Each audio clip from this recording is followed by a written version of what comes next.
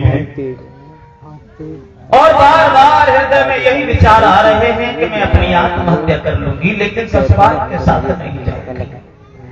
अक्षमा बड़ी जान हो रही है। समझाओ। एक ब्राह्मण पहुंचे।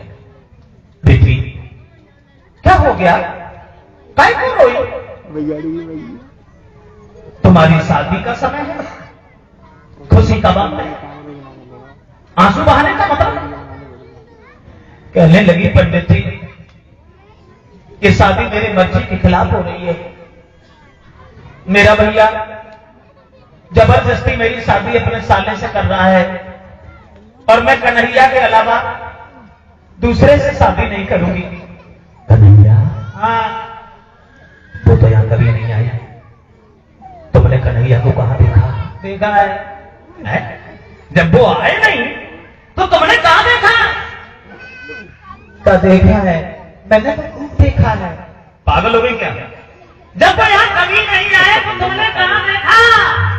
बोली पंडित जी मैंने सपने हरी सपने में श्याम को देखो है सुने पंडित जी।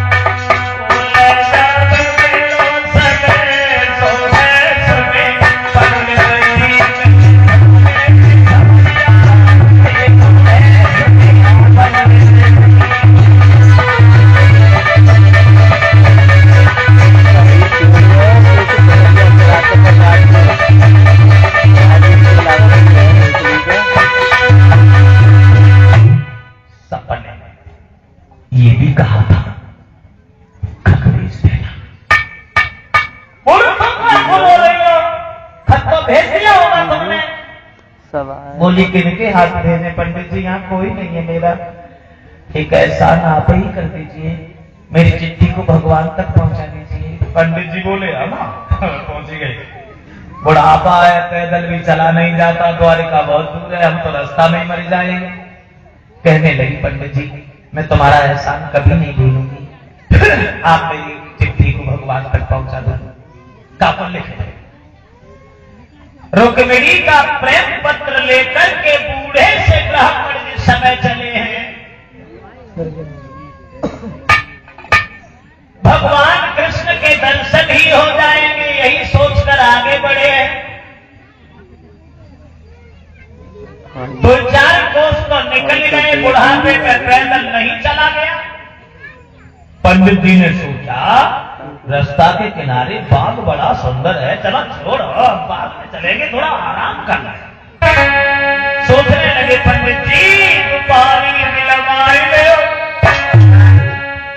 अब पानी मिलमाई ले, साई बगिया में पानी मिलमाई ले, साई बगिया में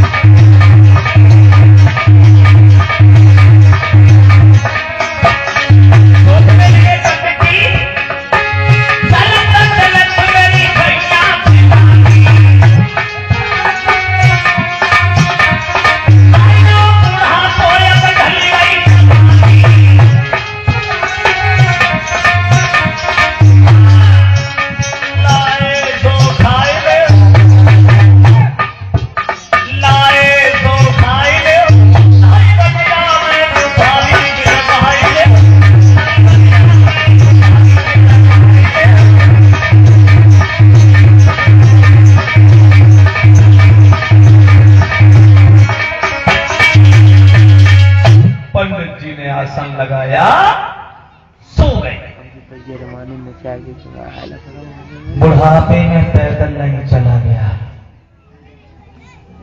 और दोस्तों, बुढ़ापे में पैदल ही नहीं, बुढ़ापे में तो भगवान की दया से कुछ होते नहीं। इंद्रियाएं अपना काम करना बंद कर देती हैं। देख के जवानी को इतना इठलावे मती,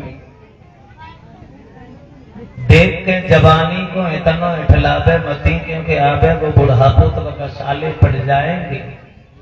लेटत पे खटिया की पार्टी कर रहे वो हाथ और चलत में लठिया के लाल पड़ जाएंगे।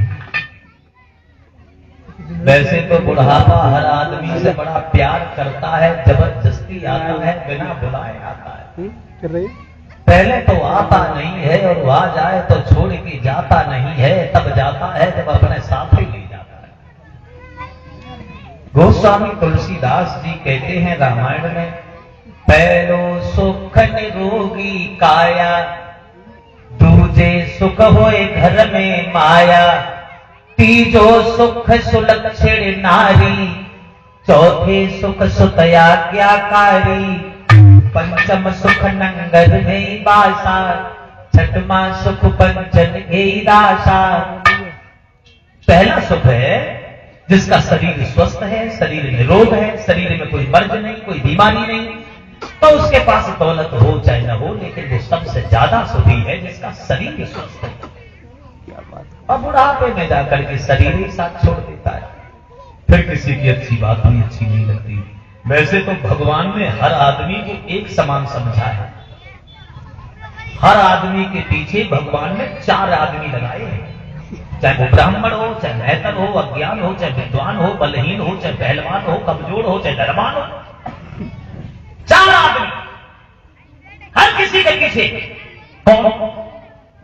लड़कपन, जवानी, बुढ़ापा और मौत, ये 4 हर किसी के पीछे लगे। और चारों के काम भी अलग अलग हैं। कभी अपने शब्दों में कल्पना कर रहा है, जैसे ही मां के गर्भ से जन्म हुआ तो सबसे पहले आ गया, कौन आया? लड़कपन। लड़कपन में बड़ा आनंद था, बड़ी मौज थी। एक ने बड़े सुख दिखाए। किसने सुख दिखाए? लड़कपन में। एक ने बड़े सुख दिखाए, खेले कूदे कोलाहल मचाए, पट्टी बस्ता बगल में दबाए, पढ़ने पाठशाला में ढाए, क्या बताऊं बताया न जाए, उन दिनों की बड़ी यादें आए। लड़कपन में बड़ा आनंद था, कोई चिंता नहीं थी, लेकिन लड़कपन हट नहीं पाया, तब तक जवानी आ गई। बोलिए हटो, मेरा नंबर है। लड़कपन बेचारा छोड़ के चला गया, जवानी आ गई। जवानी ने शरीर से बड़ा प्यार किया, लेकिन सुख से सोने नहीं दिया। एक ने ऐसी गड़बड़ मचाई। किसने गड़बड़ मचाई? जवानी ने। एक ने ऐसी गड़बड़ मचाई, घर वालों ने शादी रचाई, नर से नारी की जोड़ी मिलाई, बच्ची बच्चा वह खुशी मन मनाई, और सारे जीवन में जो कुछ करी कमाई, बस अब बच्ची बच्चन के खाने आई।